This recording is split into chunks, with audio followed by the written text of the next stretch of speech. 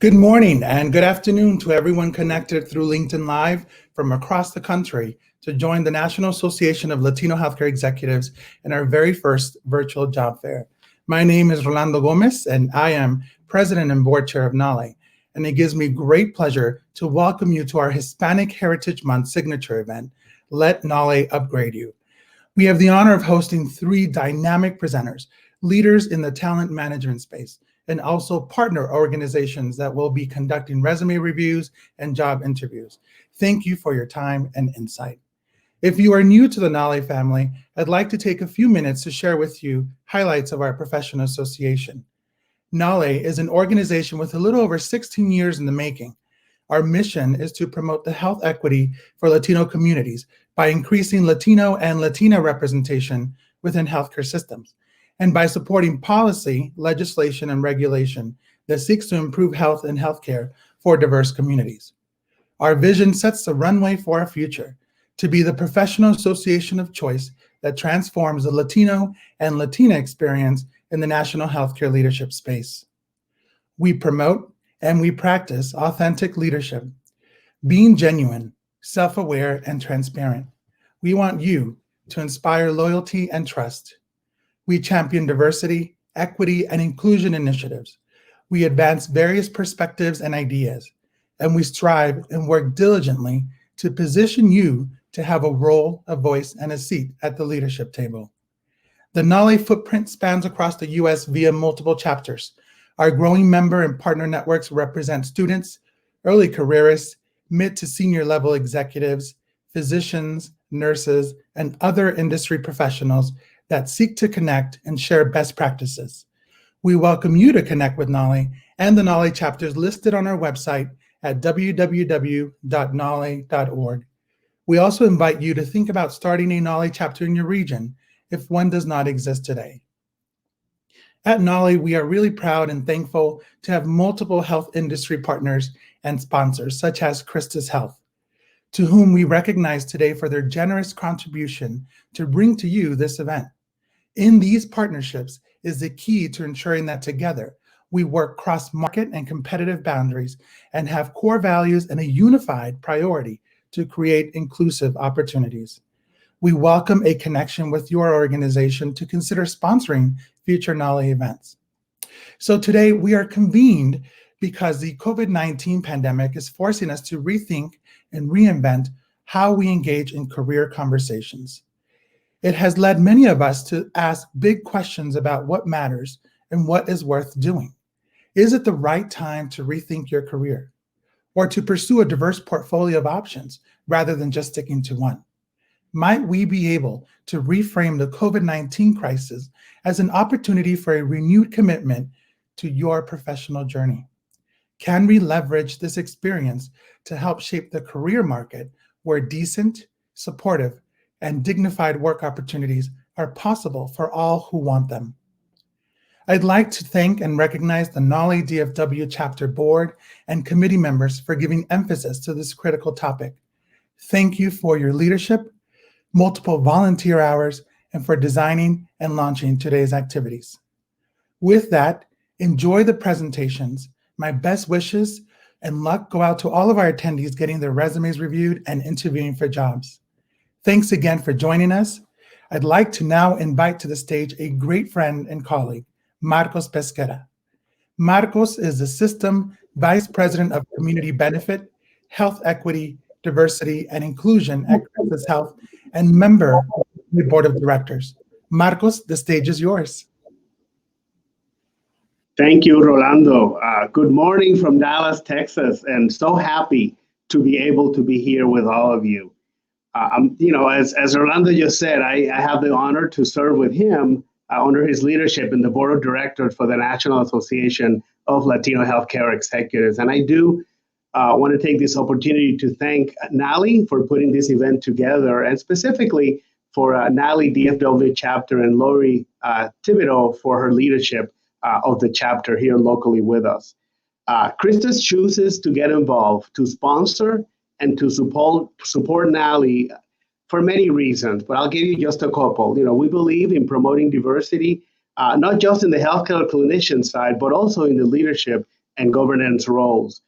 Because we understand it, for those of you that saw the play Hamilton, that Lin-Manuel Miranda so eloquently expressed in that musical, and I'm going to add a little phrase to it, which is, we Latinos need to be in the room where it happens, in the room where it happens, in the room where it happens. So we do recognize that an important strategy to eliminate disparities and achieve health equity is by healthcare institutions to become culturally competent by mirroring the community demographics that we are so privileged to serve at every level, from clinicians to directors and managers to executive to board of directors as well. Today, Christos Health have recruiters doing resume reviews as a way to further support our minorities in healthcare, which we're so committed to make sure that we advance in those areas.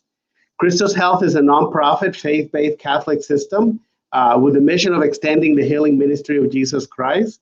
So regardless of your faith tradition, this is a mission that we can all get behind. We have ministries in Texas, in Louisiana, in New Mexico, as well as in South America, in Chile, in Mexico, and Colombia. I love working here because we are an organization committed to diversity. From the chairwoman of the board of directors, which happens to be a Latino woman, to our frontline caregivers, we want to deliver high quality care in a way that is compassionate to all. I'm looking so forward to hearing the live presentations today, and there are so many amazing options to choose from. So please tell your friends to join NALHE, and also ask your employer to consider becoming a sponsor as well.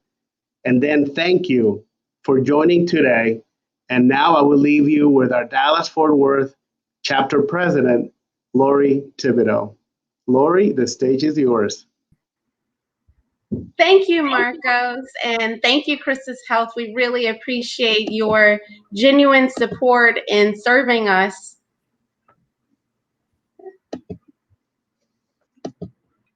So we actually have an amazing lineup set up for today, and as you've just heard from both our sponsor as well as our national president, it's going to be a blast. So if you stay with us on LinkedIn Live, you will get to see amazing speakers that will be presenting.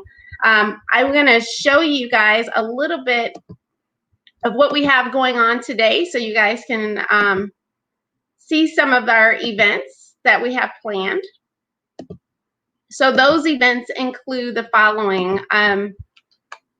We have Overcoming the Imposter Syndrome, tips with Nancy Alonso. She is actually a chapter president of our Chicago NALHE.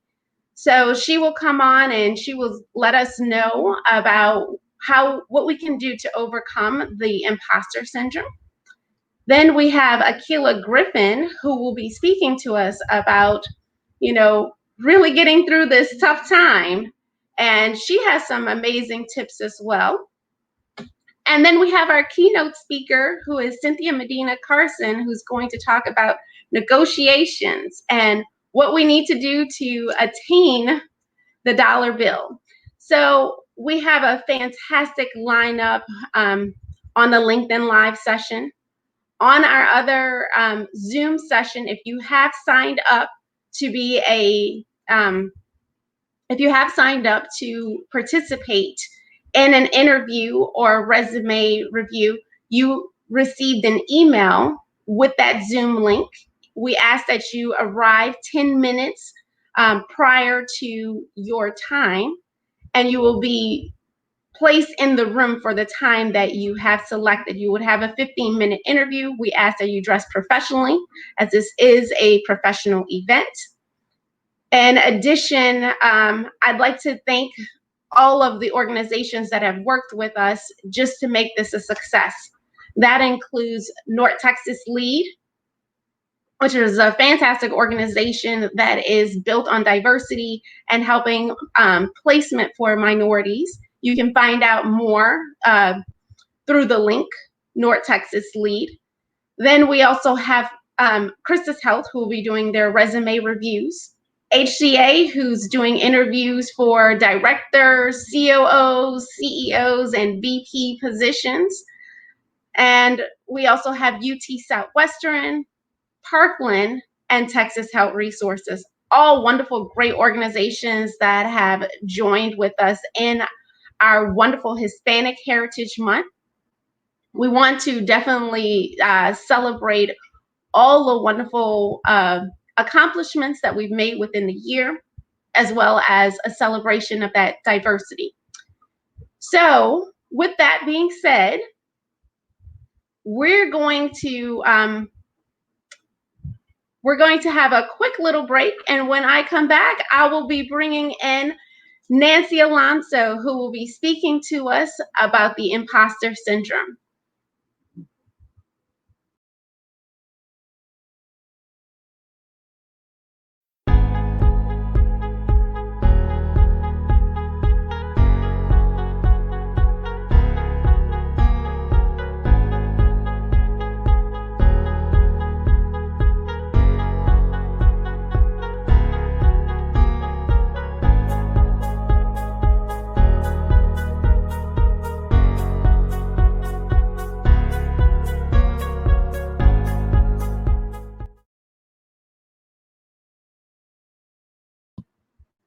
And we're back.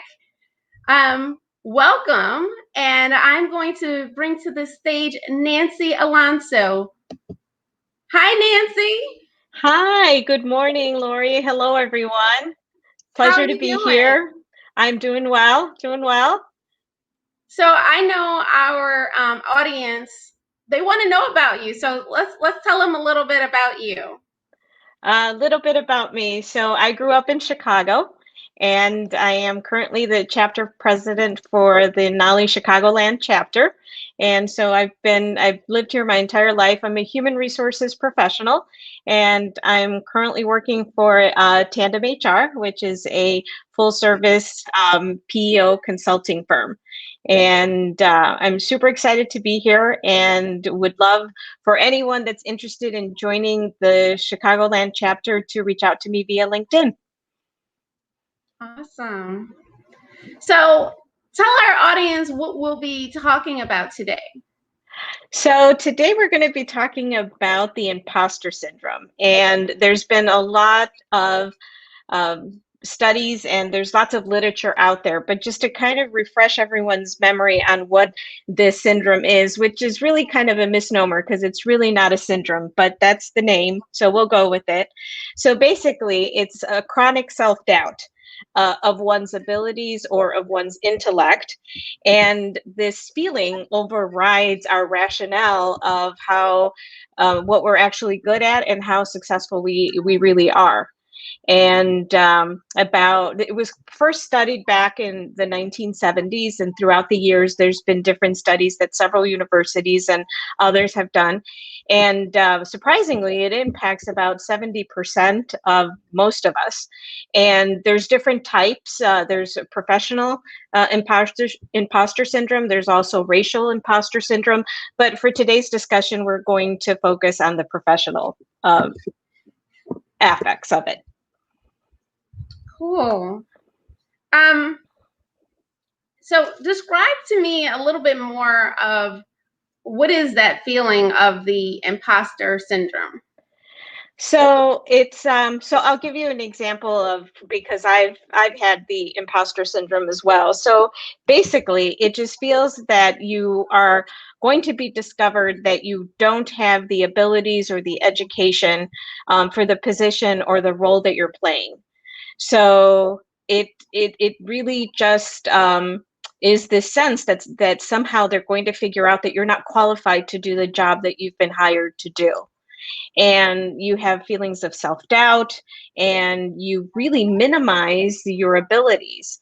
So you may have an ability that someone else really finds astonishing, that you're able to do this type of work, but in your mind you minimize it, and you basically have this self-talk that says, this is easy, and if I can do it, anybody can do it, and I'm a fake for doing this, and someone's going to figure it out. Okay. Does the I know the imposter syndrome seems to affect minorities more than any other area. Could you tell me more about how it affects the Latino group? I don't know that it impacts us any more than it impacts other groups, but I think the reasons of how it impacts us may be just a little different. And so just talking about, depending on where you are in your arrival to the United States, or maybe you never arrived, you were just born here, right? So Uh-huh. it just really depends. You may be the only one of a group. And I think that that can lead to developing the imposter syndrome. Also, the lack of role models may also, really put, you don't have anybody else to compare yourself to. And so therefore you start, believing that, somehow you're not prepared to do the job or the participation in a team that you've been assigned to.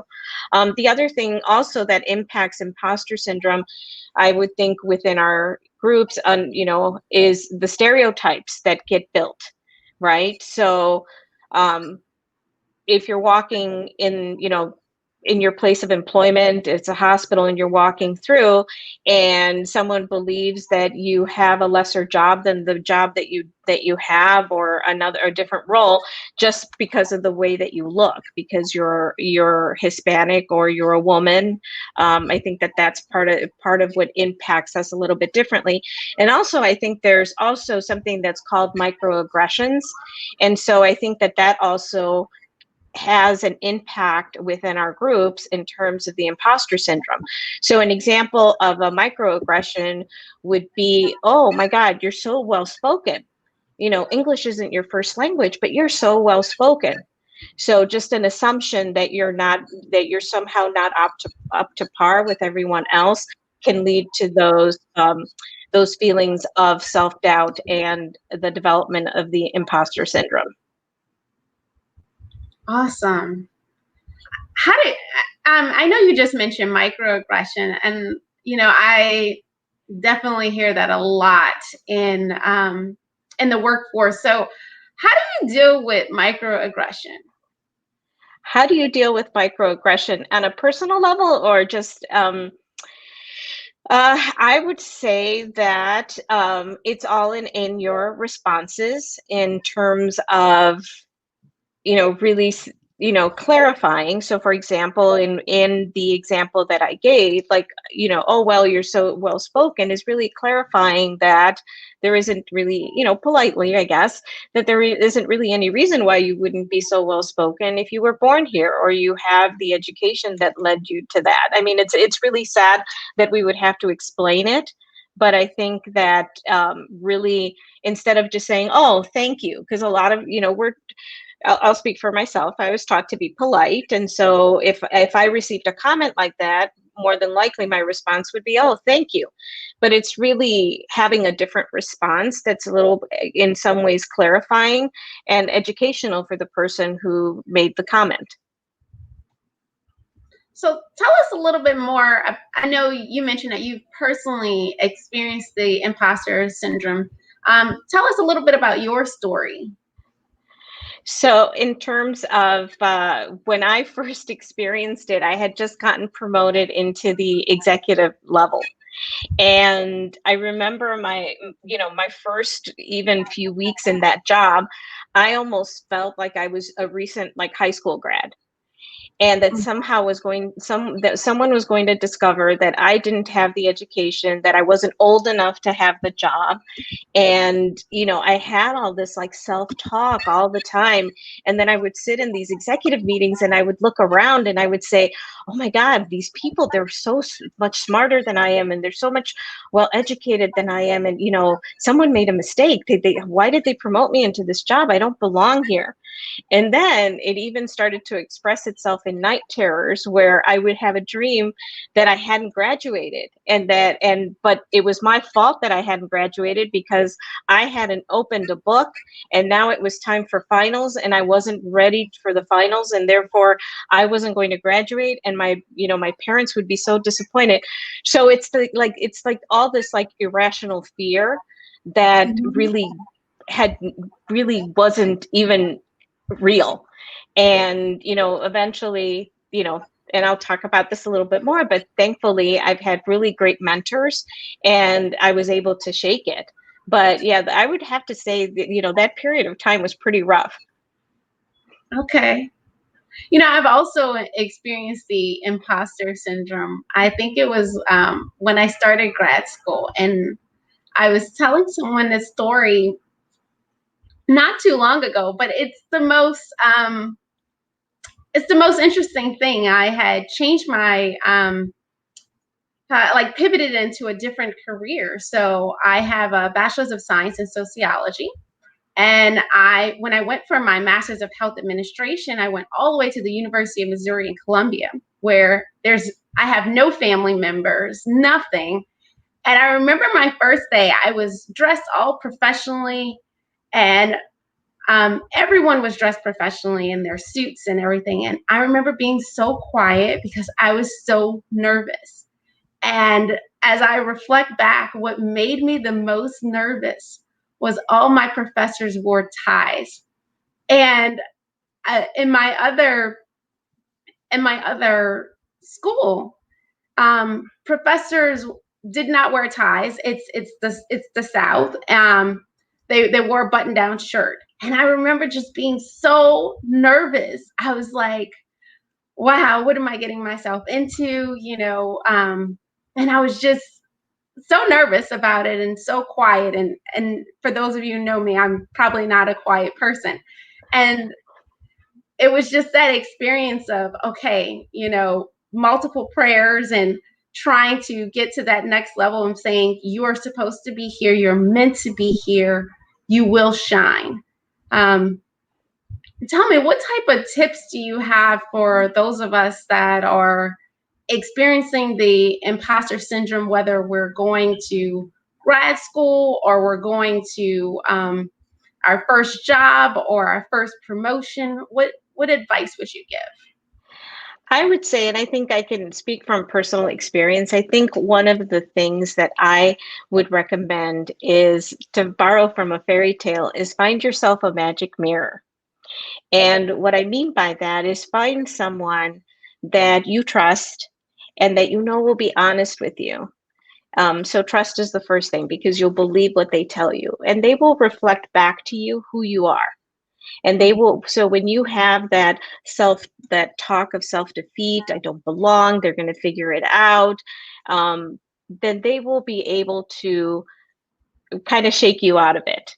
Because I know that that's what my mentors did for me. Like, they said to me, but you've already gotten your first degree. You have already gotten your master's degree. You've been in this field for how many years? And so why do you think you don't belong? So they basically help you break it down. Because I think it's, how like when you talk about something in your head, but it sounds differently when it comes out, when you actually speak it out into the world. I think having that person that you assign the magic mirror role would really be something that's really, really helpful. I think another tip too is to develop affirmations or mantras or even prayers, depending on, what you believe, and really, stick to saying those to yourself, because I think that replaces the negative thoughts with positive thoughts. And just keep in mind, if you are in the role that you're in, you're there for a reason. And so, like in the example that you gave, yes, I know that you were nervous, but you deserve to be at that school. You worked hard for it. No one really gives anyone anything. Everybody works hard for what they accomplish. Awesome. How can leaders help those of us who experience the imposter syndrome feel more comfortable in the environment? What steps can they take to make it better? Well, I think the first thing is to really acknowledge that that's something that's happening. In the workplace, we know that there's a lot of different topics that we talk about. We talk about diversity, we talk about inclusion, but I think really also talking about the imposter syndrome with newly promoted supervisors and managers, I think is really just putting it out there is really important, and also developing support systems, for that. Because a lot of times, and we're all guilty of this, we'll take a supervisor, promote them, and say, hey, great job, you're going to be really successful, and they're there with all of this self-doubt. So I think it's really important for employers to really recognize that that could be something that someone is facing, and really work, really put it out in the open. I think the other thing too is to really educate on some of that language that is more, that it's what is considered a microaggression, because I think sometimes people are trying to be kind to the person, but that's really, it turns to be more of a backhanded comment. So I really think that employers need to focus on this topic, especially as they are growing talent within an organization. Awesome. It looks like we've been getting some questions coming in, so we'll go ahead and go to these questions. Here's our first one.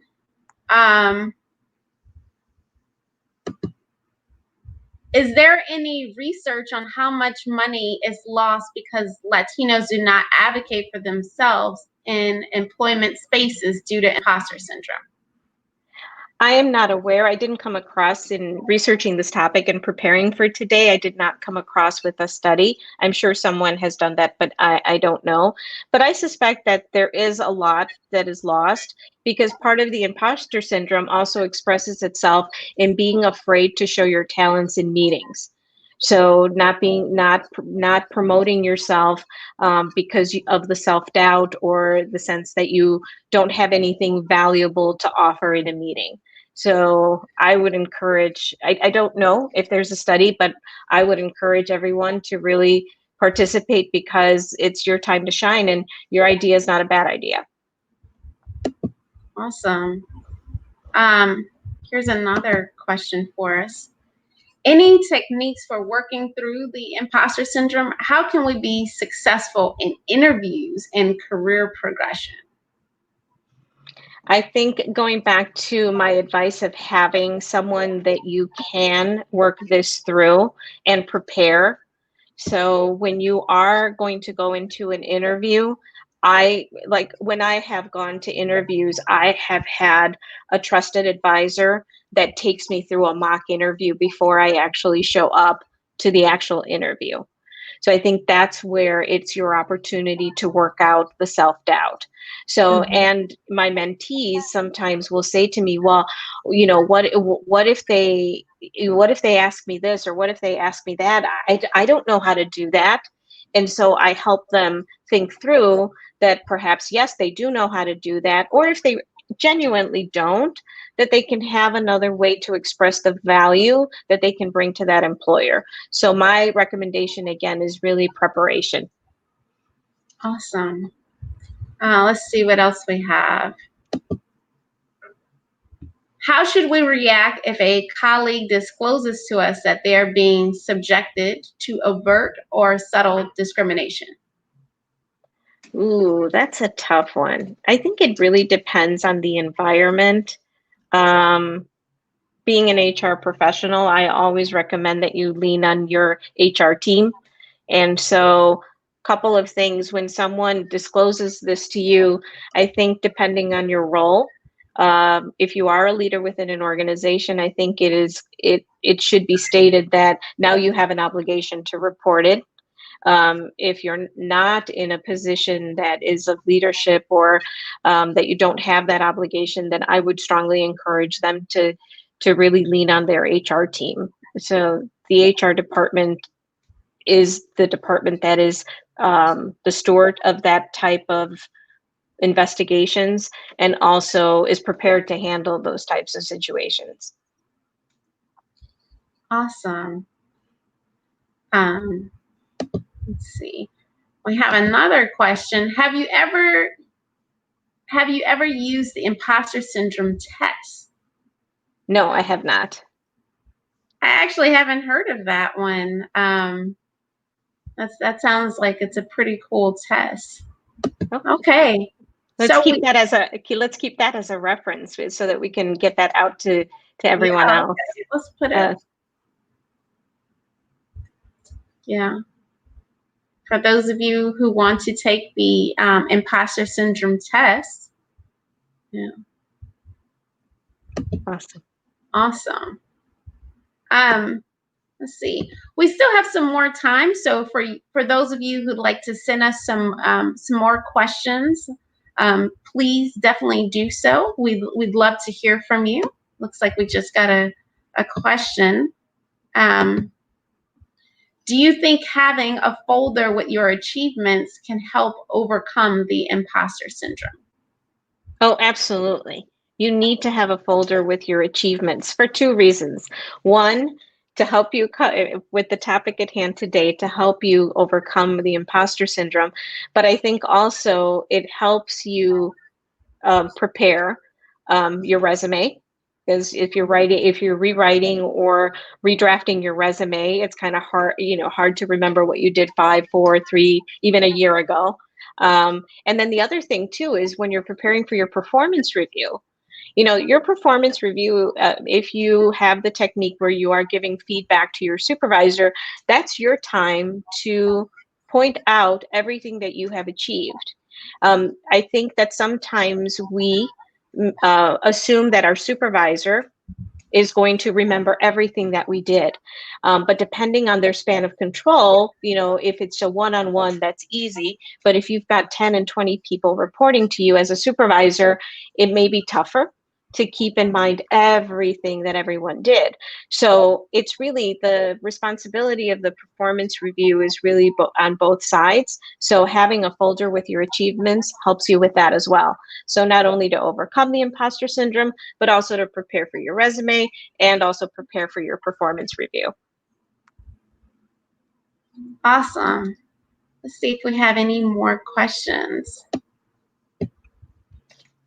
Well, I think that sometimes one of the problems is as we're scheduling ourselves for interviews, we might sometimes feel nervous. What advice would you have for a person?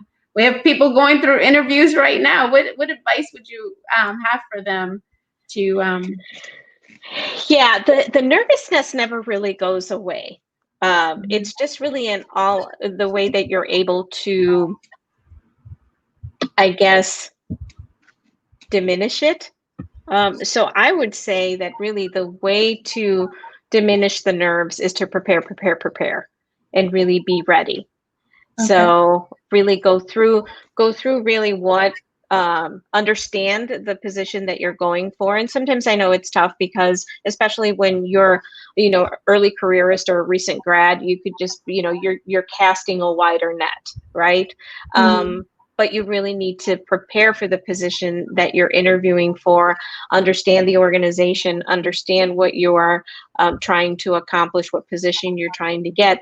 And I think the more that you're able to have that kind of like ready to, to be expressed during an interview, the nerves will start to come down a little bit more and your self-assurance will be higher. Okay, awesome. Let's see, it looks like we have one more question in here. How can we as professionals support students so that they are not as likely to experience imposter syndrome?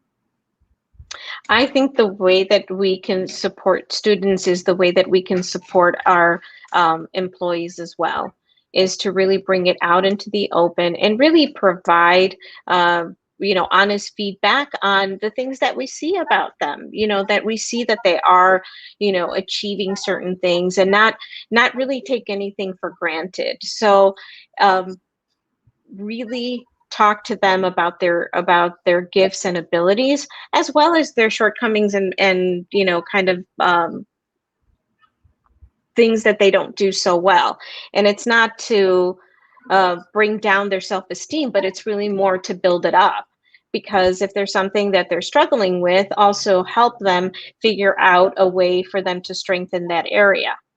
So I think really it's providing the mentorship and providing the honest feedback to them, and that I think would go a long way. For as much as we talk about mentoring, one of the things that I feel that we sometimes need to really do more is really pull people in so that we're able to prepare them for them to move into the next level. Does that make sense to you, Lori, what I'm saying? Absolutely. Absolutely. I think, and us developing the National Association for Latino Healthcare Executives, and, just providing resources, even in this time where, students are trying to figure out where do they go, what do they do. I think advocates can be a mentor. Allies can also be a mentor, and really try to offer some type of comfort. I'm sure in this time period, where jobs are very much scarce, for people who are coming out of school, for people are being laid off for the first time, there's a lot of emotional baggage associated with this specific time period.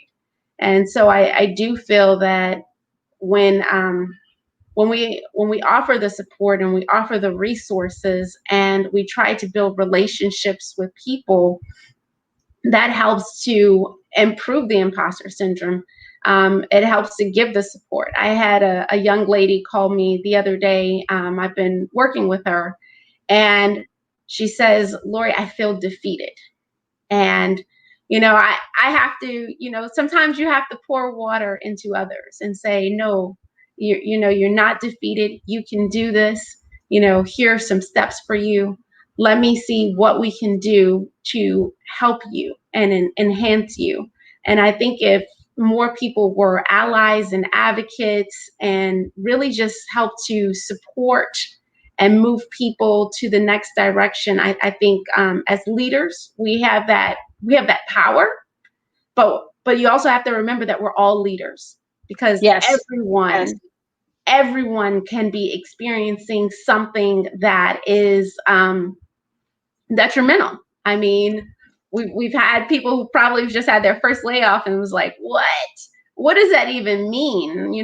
There's not enough resources on that. So really being able to get plugged in with students as well as other professionals and say, how can we be an allies to each other? How can we build our relationships and build that genuine connection? And I think, a lot of times we think that the only individuals that could be mentors are people that have, achieved a certain title. But that's not the case. I mean, we at all levels should be mentoring anyone that, is seeking help. Because I think that is what really builds the, self-esteem and really prepares them to move into the next level of their career, whatever that may be. So I think we all have a responsibility to kind of pull people along, because otherwise, then there isn't any feeding of the new generation. Awesome. Okay. So it looks like we have 1 minute. What would be your takeaway message for our audience? I think the takeaway for the audience would be, don't doubt yourself. If you are in the role that you're in, it's because you deserve it and you've worked hard for it. And I would say that the takeaway would be, to counteract this imposter syndrome is to really focus on techniques to try to counteract those thoughts and those feelings that you have. And I have a little saying that I found on the internet, and it's attributed to David Hamel. I think I'm saying that correctly. And it says, "Do not speak badly of yourself. For the warrior within hears your words and is lessened by them." So that's my parting comment. Oh, awesome. Well, thank you so much, Nancy Alonso, for joining us today and giving us those wonderful tips on how to, recover from the imposter syndrome. Yes, thank you. It was my pleasure to be here, and I hope we have a wonderful sessions on Zoom. And also, don't forget about the NALHE Chicagoland chapter. Please join us. We have a group on LinkedIn, or feel free to reach out to me on LinkedIn directly. Awesome. Thank you so much, Nancy. Thank you. Have a great day. Okay, so we'll be back in about 30 seconds, and we're going to have our next presenter come on. So look for that.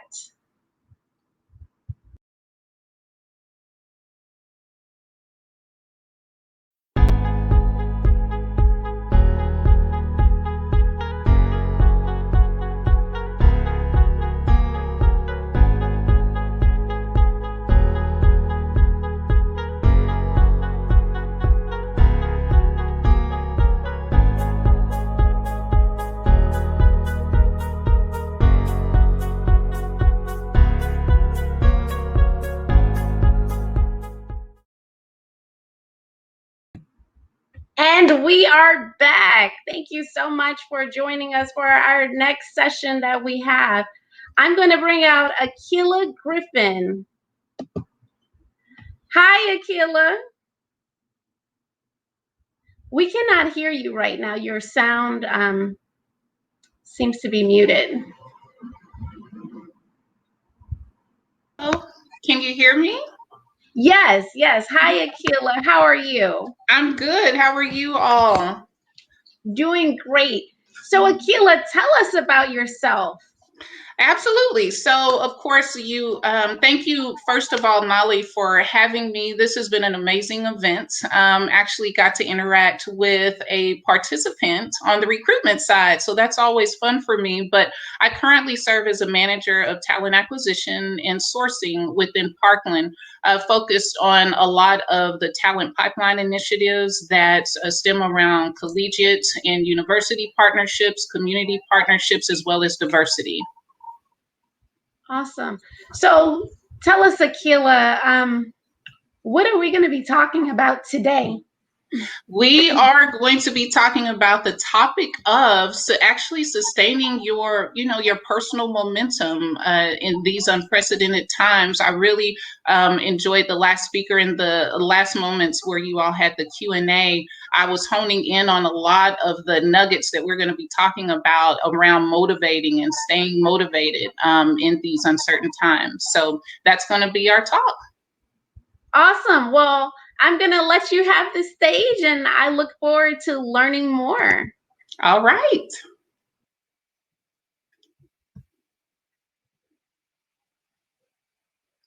All right. So we've all talked a little bit about some of the ways in which you can overcome a lot of what Ms. Caudidio spoke on. And in this particular presentation, we're going to take it one step further because, while these are uncertain times, as everyone knows, you still have to stay motivated. You still have to stay in the game, keep your head in the game to reach those goals that you are trying to achieve.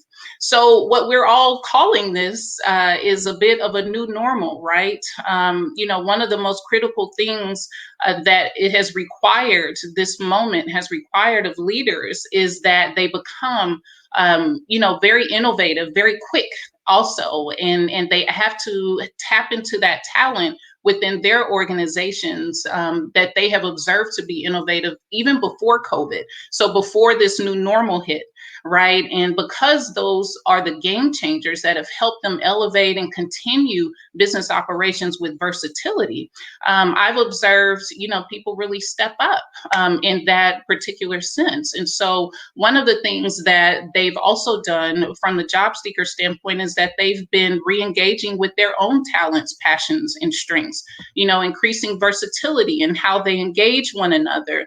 And a strong focus on the ability to motivate and actually stay motivated, which is something we just touched on.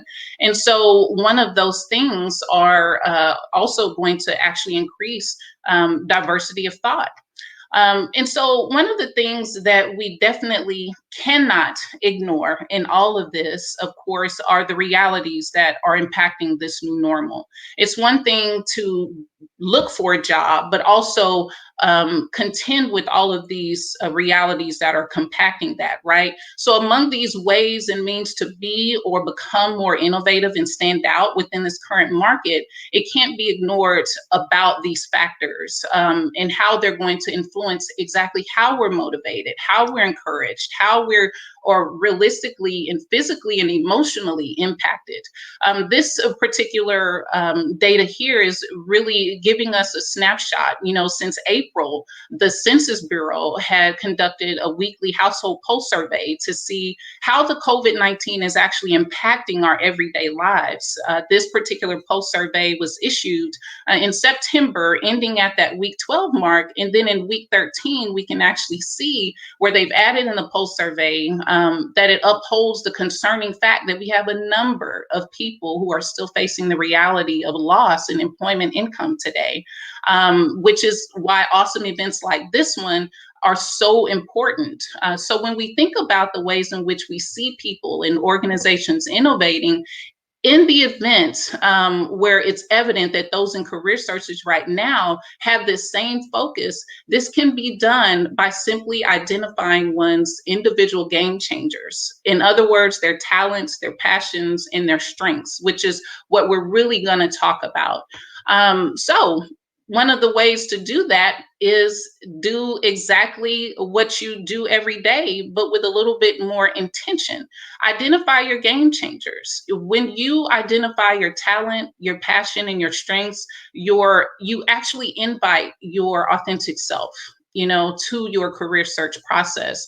This can not only prepare you for more resiliency and having a more resilient outlook while you're going through this process in these unknowns, but it also allows you to create a better network of support, overcome setbacks, and persevere, through the uncontrollable, the unfair in some instances, and even the unexpected.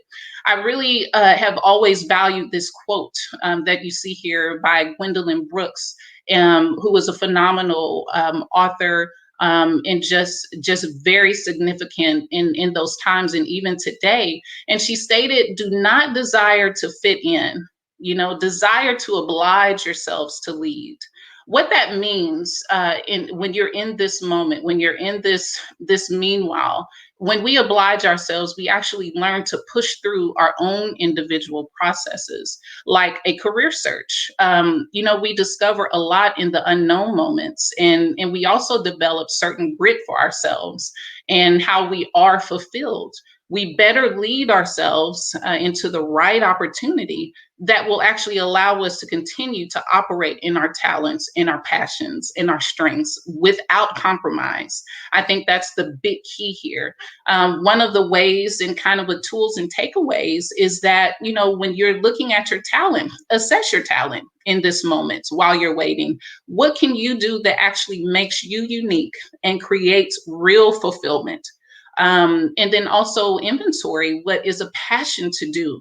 Is what you are in search of actually in line with your purpose, with what pulls you to do it, even when it's not paid or connected to a title, whether big or small? That's really critical. And then also, review the strengths within and around you. Are you positioning yourself to actually demonstrate your strengths or glean from others to develop and advance your leadership skills? So some key takeaways with regards to, identifying your game changers are, make it a point to take an assessment of these three key areas. And then when we talk about pushing through or leaning in, some of you may use this term a lot or have heard it a lot. If you're tied to mentors or coaches alike, each of us can probably share, multiple situations and scenarios where we've actually had to push through or lean in. And then I've listed here a concept called inner work, inner work while working. And even if you're not in a job, this statement is still viable to you. And what I mean by inner work while working is to truly ensure that you're staying focused on what you've committed to do for yourself, right? While you're in the search process, and even beyond. Then when you land that position you've been looking for, you still should always be focused on that inner work. Again, make sure you're leaning into your strengths while waiting on the next opportunity. Lean into the people who are stronger in things that you may not necessarily be strong in. Glean from them and collaborate to the extent that you find yourself actually being fueled by being challenged. Sounds strange, but it is a thing.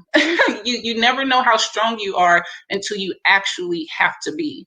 And so, you're actually fueled by the understanding that you can take a weakness or take an area of opportunity you have and really turn it into a strength very much in the exact same way. So continue to stay in a mindset that you will stay steadfast on leveling up. Again, the event is from NALHE is let us upgrade you, level up at all times, regardless of whether you're in the search in that moment or not.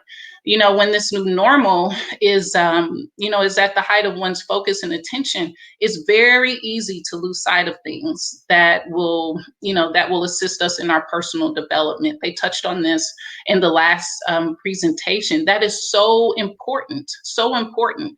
And while you're waiting on the callback, while you're waiting on that decision and that hope for interview, you definitely want to make sure that you are staying in touch and being focused on your talent, passions, and strengths, because ultimately, regardless of whether you land that position or not, your authentic self will still look for you to fulfill these things.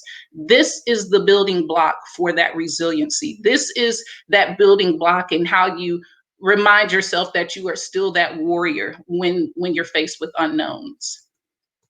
So regardless of the type of job, regardless of the type of business discipline you will pursue, make an individual commitment to focus on the things concerning your authentic self in your career.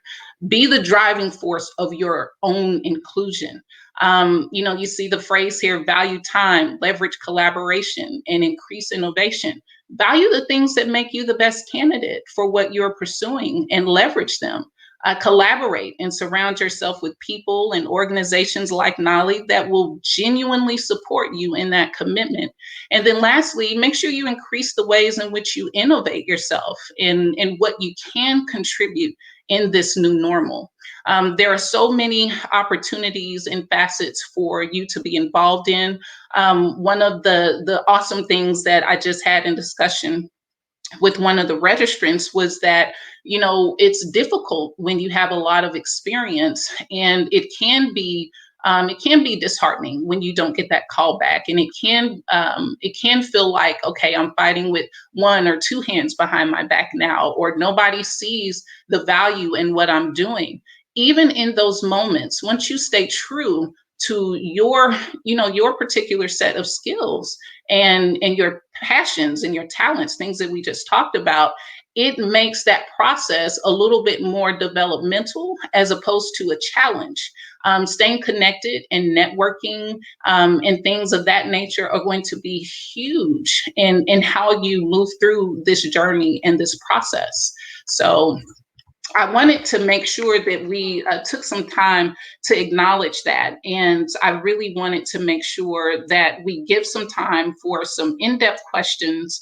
A lot of times people don't know who to ask, how to ask, especially if they don't have a human resources arm, right next to them, whether that be a simple message via LinkedIn. And so events like this really help job seekers out when we're trying to close out different types of disparities, especially in unemployment that everyone is facing right now. It is a difficult time, but anything is possible when you have an awesome network. And so I'm so excited that NALHE has presented this opportunity to the job seekers, really nationally. Even if people are not here in the Dallas area, it's still important to make key connections such as these. So with that, I wanted to take a moment and really make sure that everyone keeps in mind, at the end of the day, the most valuable asset that you can invest in the mirror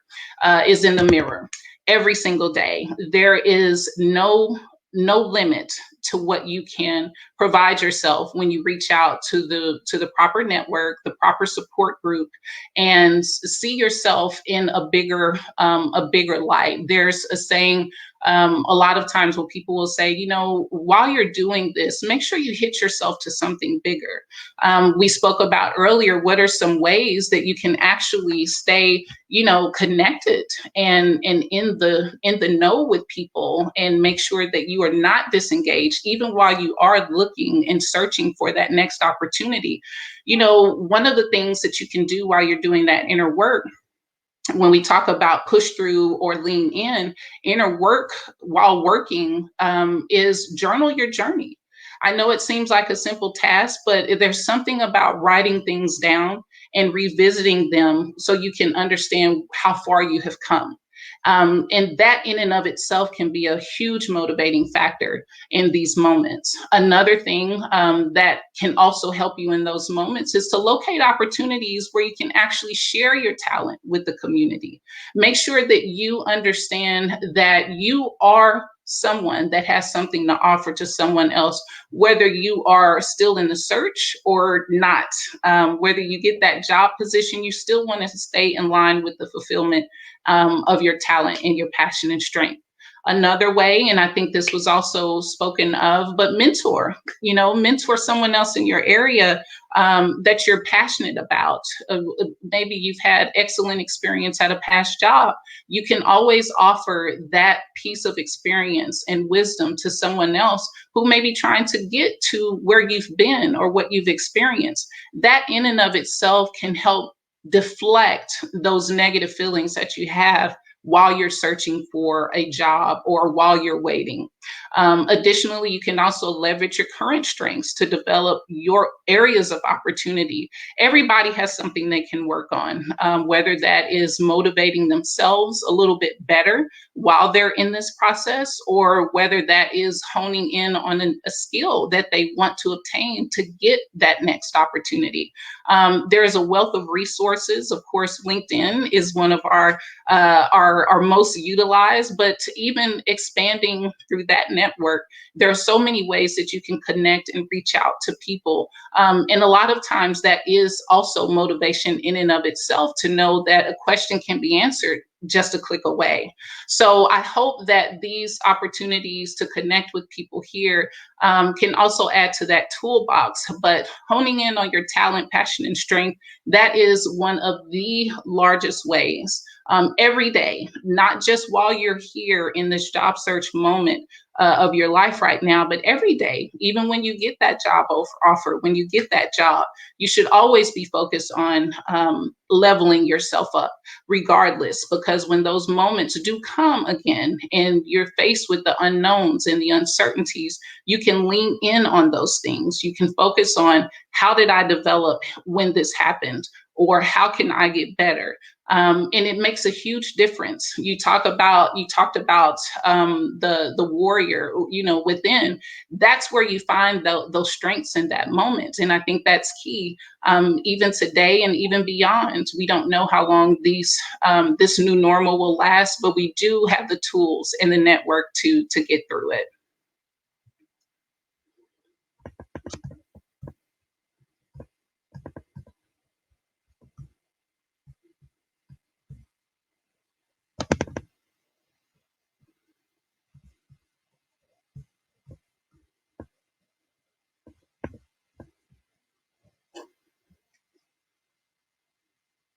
And Lori, we are going to turn this back over to Lori. I believe we have some questions coming through. I definitely want to leave some time for them to answer and ask as many as possible. All right. What a fantastic session. So it looks like we have a question. I'll bring it up. What do you recommend on doing for a student who's about to graduate to find a mentor? To mentor. Awesome. Great question. I always point our students to the resources within your respective campus. Usually the campus career service centers will typically have a list of willing mentee or mentors to pair with mentees.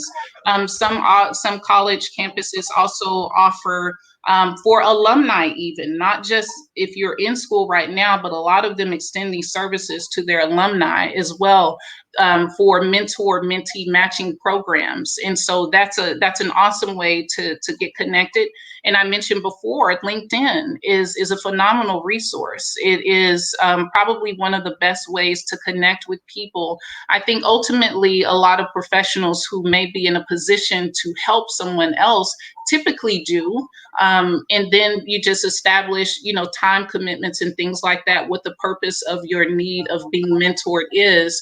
And that's the best way to connect. And then also, lean on your professors. I know when I was in college, one of the biggest tools that I used was my advisor and one of the professors of one of my history classes, and they had a wide network within HR. And so just lean in on all of those community resources, even the collegiate as an alumni or a current student approaching graduation.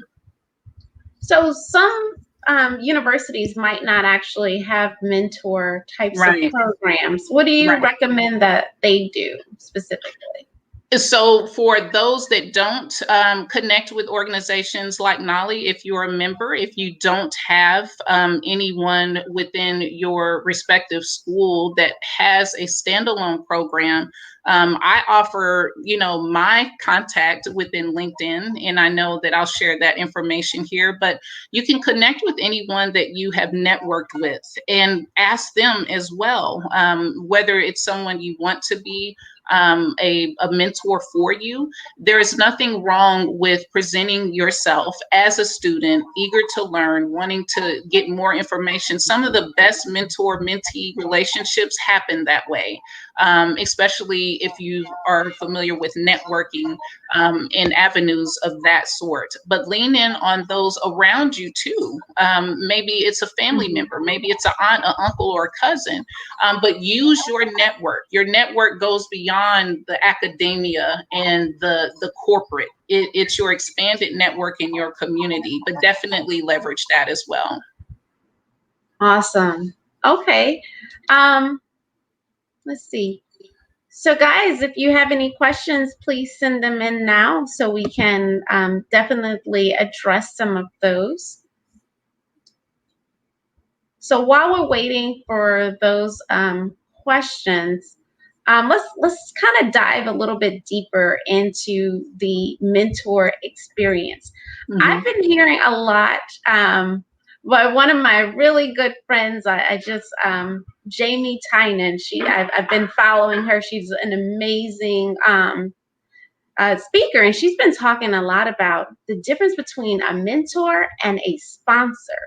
So can you tell me, and based on what I've been reading about a sponsor is a person that actually advocates for you and pushes for you. How do you get one of those? Well, a lot of times people utilize the sponsor versus mentee-mentor relationship when you're dealing with students that are typically in athletics, possibly, or if they're in a particular discipline. Now, there are also situations where a sponsorship is not really the go-to, but if it's offered, then those particular mentors who are serving in that capacity will let you know that. When you say they advocate for you, it's really just an extension of a reference letter of sorts, right? And so these are people that really have a well-vested interest. Maybe they have a vested interest in where you are now in terms of where you're going to be in 2 years, 5 years, and they incorporate a sort of succession planning approach and model to mentoring you. And so that is a key difference. But how you get one of those, a lot of what we're doing right now, the networking, all of the same ways that you could get a sponsor is very much alike that of how you obtain a professional mentor. Awesome. Awesome. Okay. So some of the items that you had mentioned, I've been mentoring a lot of students because right now it's a very unprecedented time. Yeah. Yes. And and a lot of students are drained. A lot of adults are drained. Everyone is drained. So I guess my question is, what tips do you have for them to refresh themselves in these unprecedented times? Ooh, refresh. So if you don't mind, I'll go back to one of the slides that I mentioned about just doing tangible things, doing practical things, something as simple as journaling and making sure that you are really being mindful of where you are in that moment. And because everyone has all of these other things happening around them, in addition to the job search being at the middle of their focus, it's the center thing that they've got to accomplish. They have bills to pay still. Maybe they're taking care of a family member that's ill, or taking care of a mother and father. Plus you've got children. Plus you've got critical bills. Critical bills are daily needs, right? Food, water, shelter. You've got people that have concerns about that, and it's extremely hard to stay focused to your question. And one of the things that people have to really hold on to is a lot of what I spoke about, and that's really just being mindful of where you are in the moment. There is something to be said about being present. And when you're not present, while you're focused on this one thing, when you're not present, your mind tends to wander away from what's critical. And it is extremely important that people find themselves in a place and get comfortable with being uncomfortable, but use that uncomfort to leverage your next steps and strategies to move forward into a place of, I can't do anything about what's happening outside of this, but what I do know is that I can move forward and utilize those tools that I'm getting from the associations, from the networking, from the mentors, and stay focused on that. There's something about being grateful for those things in that moment where you really are discouraged, and it flips a switch in your mindset, and you just start to move a little bit differently when you keep that at the helm. There's so many awesome resources for people. I know here within Dallas County, there's great community resource services for all of the stuff that I talked about that are on the outside, so people can stay focused on their internal development, even in those moments of being discouraged. Okay, awesome. So you've been interviewing quite a few candidates. What tips tips would you give to students or adults who have been through a layoff and they have a gap in their resume? What advice would you give them? Oh, wow. Gaps in resumes. One of the things that I always tell people to focus on is make sure that you are able to explain those gaps and explain them in a very concise, clear way. If there are gaps, don't hide them. But definitely be forthright and forthcoming about them. And so if someone has gaps in their resumes, they typically do put those on display within their resumes. And that's definitely my recommendation. Okay. So we have a lot of people who are interviewing right now. And yes, a question would be is, what would be the best elevator speech to help them? The best elevator speech. Oh, wow. Like the pitch. I think something knocked out here, but the best elevator pitch would be one that is compelling, one that is brief, one that explains where you want to be, where you've gone, But here's the thing, and people know this, a lot of the elevator pitches, or really your personal pitch, so to speak, has to be shortened within at least 30 minutes or 30 seconds, not 30 minutes, 30 seconds. So when someone's trying to design that, a lot of times when you see within a resume, someone will have a professional statement or a professional summary. A lot of people leverage that and turn that into their individual pitches. So when you meet someone at a networking event, you know, one of the best practices is to always have your elevator speech ready, have your elevator pitch ready. It's almost like giving them a vocal version of your professional summary. And usually those are the key components that are within that. Okay. And another question is, sometimes people want to pivot in their career from their normal function of what they're doing. They find a passion in some other area. How do they tell their story?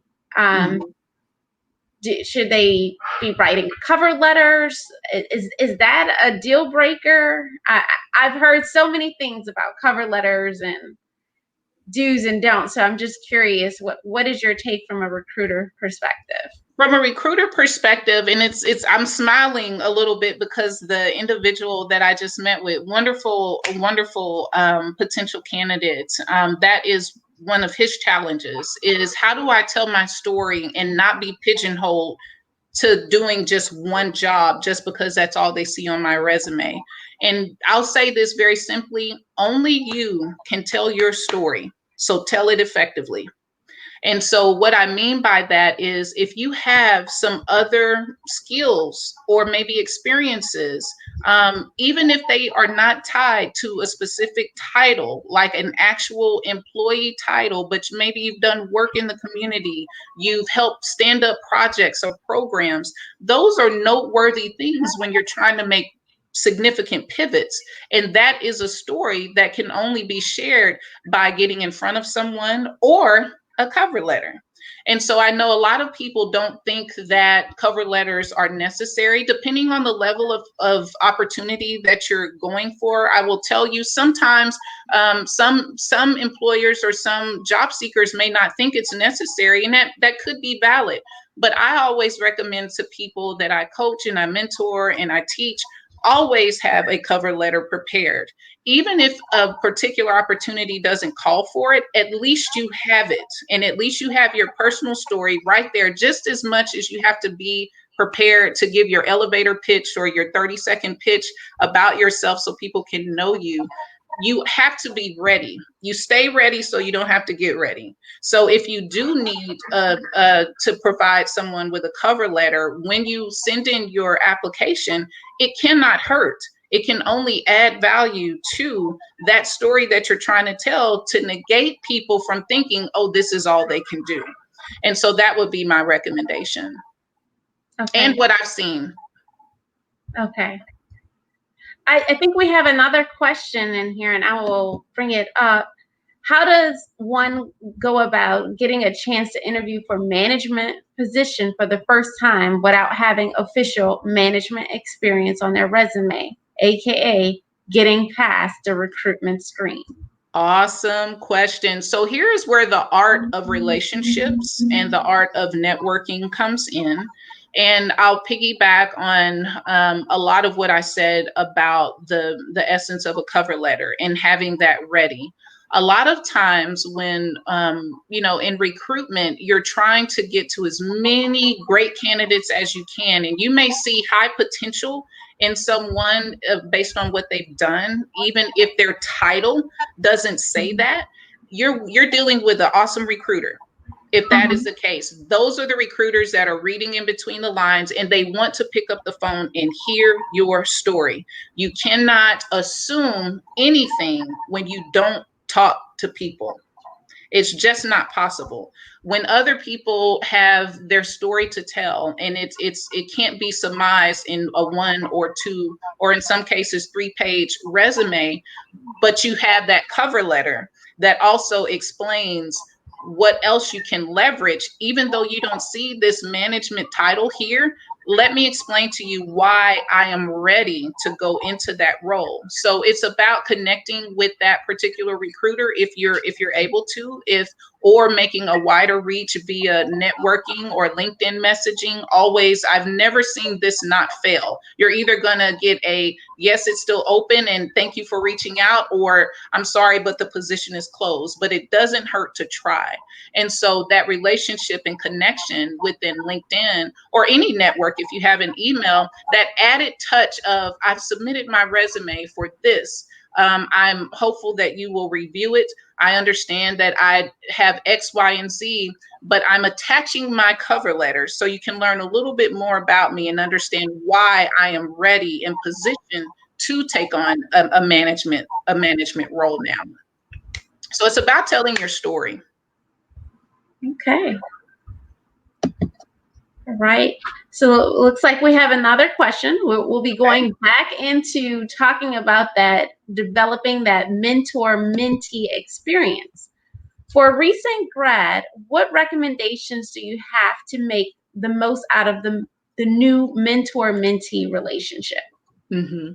To make the most out of the mentor-mentee relationship, number one, both of you should set expectations. Expectations on what is it that I need from you as my mentor, and what are your expectations of me as your mentee?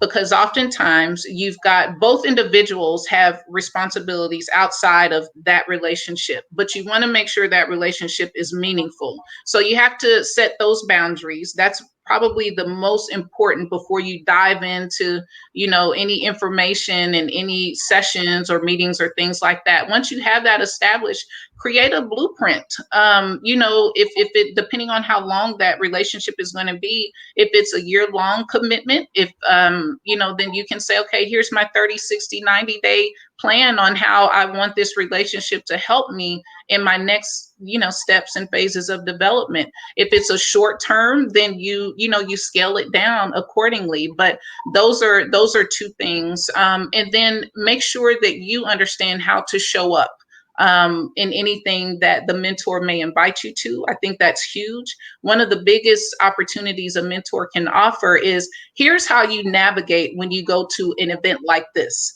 Here is how you navigate when you go to a session like this. So being able to be present is very important. It's very key to your personal brand, and your mentor-mentee relationship is going to give you that practice, because you also have to interact with them. And a lot of times that mentor themselves are a professional. Maybe they're a senior executive or in a management position. They can pull from their experience and give to you as a mentee. And those are things where you really want to make the most out of that relationship. And a lot of times, job opportunities could come out of that, especially if that mentor observes you to be diligent, responsible, respectful, and very serious about your career development. Absolutely. Great words of wisdom. So we have about 2 minutes left. Okay. So my question is, what takeaway do you want to leave the audience with? Oh, wow. Again, I'm going to go back to my my presentation, Lori. This is so near and dear to my heart. The most valuable asset that you can invest in is in the mirror every day.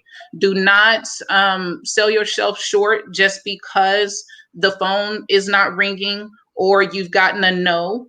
You've got more no's than you care to and would prefer yeses. Do not let that dictate your worth. Ever.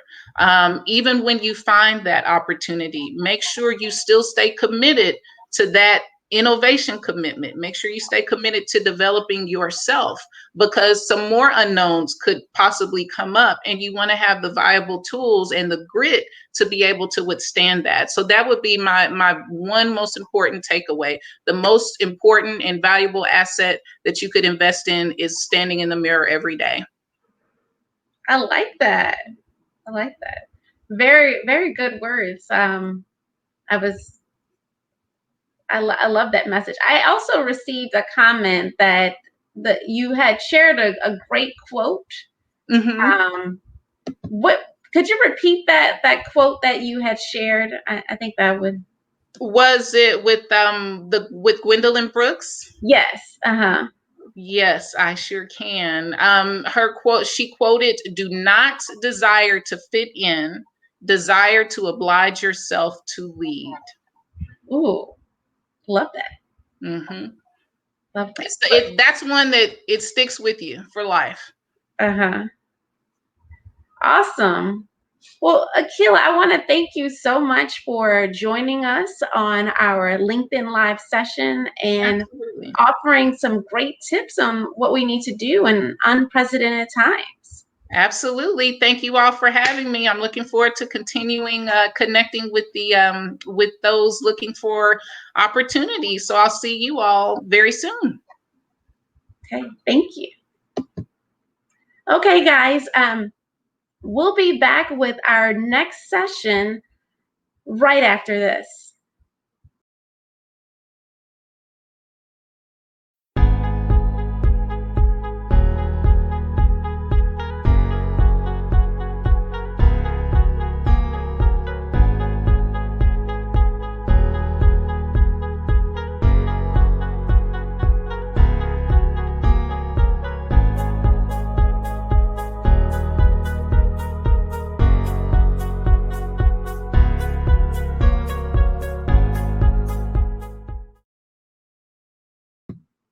Hello, and we're back.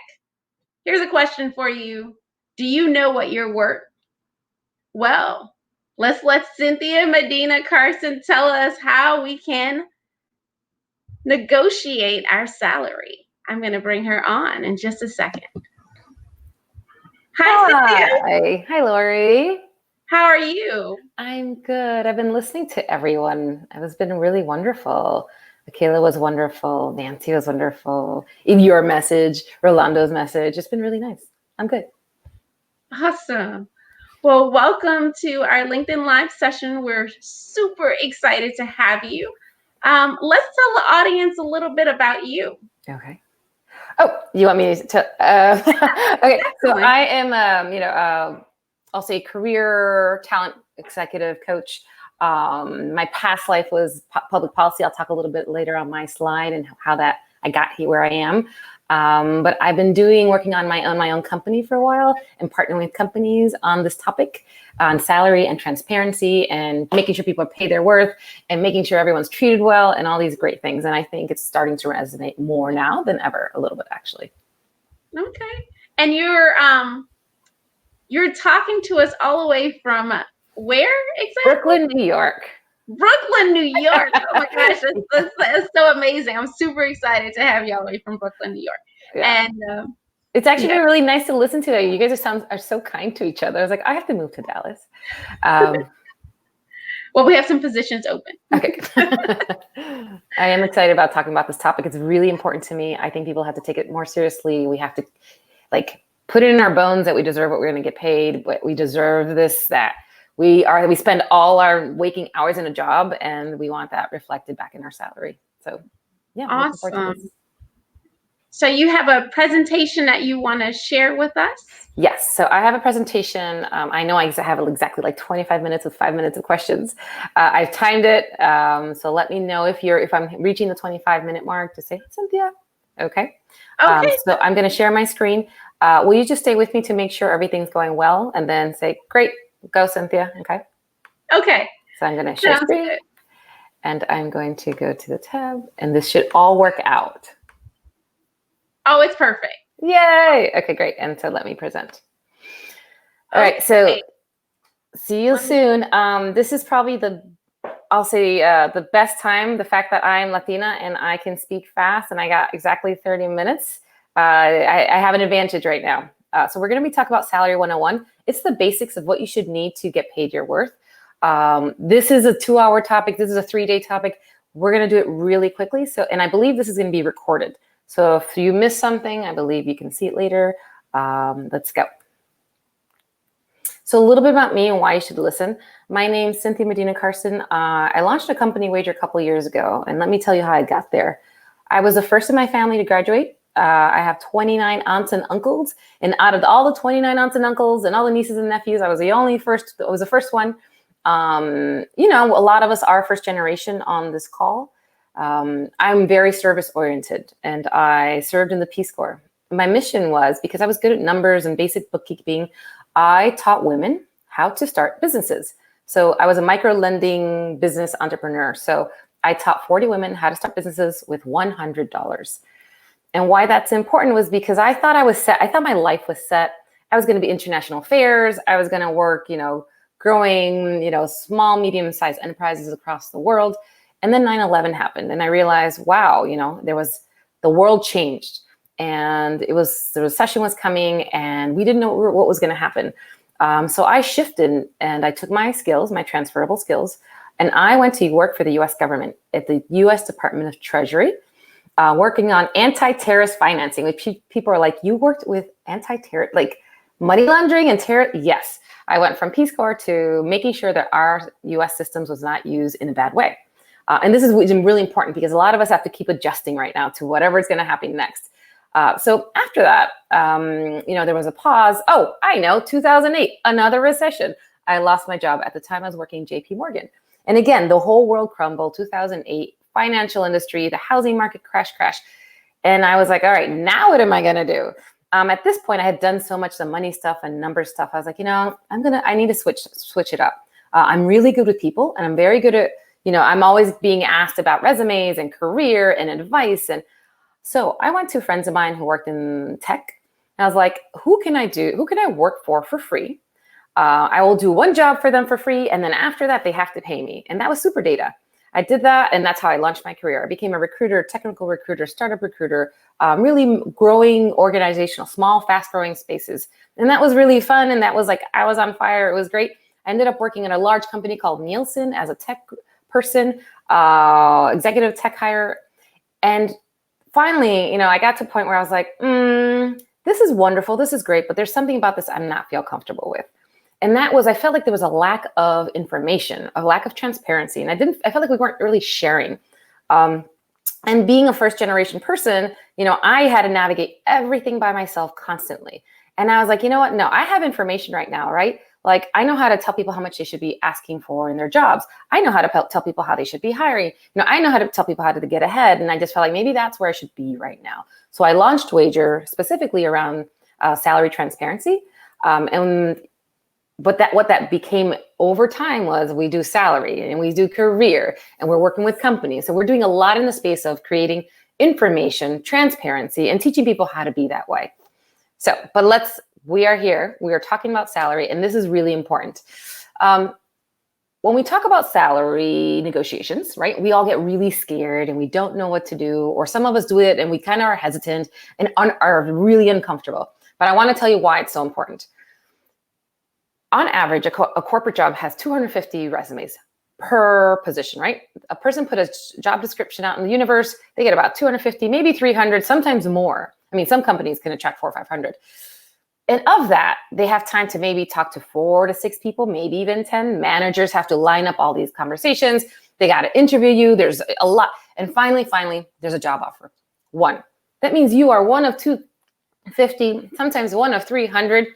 And you have to really think about that. I got to a place where I got a job offer. That means what I have to offer is important. It has value. And that job offer has nothing to do with how much I got paid before. There is a job. They need me, and I'm skilled for that. I need to do my work now to make sure that all my skills and whatever they're supposed to offer in the marketplace, that matches up with my job offer. It is not about me. It is not about my worth. Nothing someone said, nothing that happened before this. I have a job offer. I just want to make sure it matches with what I'm about to do. And why is that? Why do you have to ask? And I think this is a really important question. People get really worried, like, but how about if they pull a job offer? How about if I ask for more and they pull it? That never happens. No one's going to pull your job. And you know why? They're not going to pull your job because it took them 3 months to get you, 6 months to get you. Maybe they paid a recruiting firm, maybe thousands and thousands of dollars in time and effort of all these people, time and effort to get you in the door. So if that's going to happen, no one's going to pull your offer. If you say, you know what, I think 5,000 more, 10,000 more. In some jobs, it could be 30,000 more, 50,000 more. They got you in the door. Everyone worked really hard. Your job is to make sure that offer matches up with what you're about to do. okay? Because they do not want to do this again. If they found out that you left somewhere else for $5,000 and they have to redo all of this and spend so much time and effort, that would just be so disheartening. And that's happened to me many times. So ask for what you think you deserve. We'll do the research right now. We'll talk about how to do that because most often you do get it, or at least a piece of that. All right, and why we need to do better as a community. And this is, this is Latino. We're talking about people of color in general, but Latinos and Latina women. Off the starting gate, a person with two people graduating from grad school, a woman and a man, will walk out the door and the woman will make $7,000 less without having done anything different. Maybe they didn't push a little, maybe they didn't negotiate, but starting gate, $7,000 less. And that trajectory just exponentially grows over your lifetime. For Latina women, white men make 46% more for the same job that you are doing corporate America on average. Same job, same experience. And if we incrementally kind of fix that over time, it would take us in the route we are right now, slowly getting better, over 224 years for us to match the salary of a white man for a Latina woman. In my experience, I work with a lot of people, a lot of companies, but individuals. I'll say for people of color, women of color, Latina women, and women of color, Black and Latina and Asian, 50 to 60% have never negotiated. They walk in, they say thank you, and they're very appreciative, and they never push back, and that's it. And you'll see a lot of the statistics. That means anywhere from 650,000 to 1 million we leave on the table by not asking, by not doing the steps. So let's talk about that. What are the steps? They're very simple. They're not complicated. And I think what's complicated is the fact that we have to sometimes talk and kind of put ourselves out there and get uncomfortable, like the Miss Griffin and Kayla had mentioned before. It's getting uncomfortable, but honestly, once you do it once, once you do it twice, you will never not do this. So we're talking about research, sharing, and talking. And before we talk about just basic steps, this is what I want. One thing, critical piece I want you to think about. There's a job out there. Someone wrote a big job description.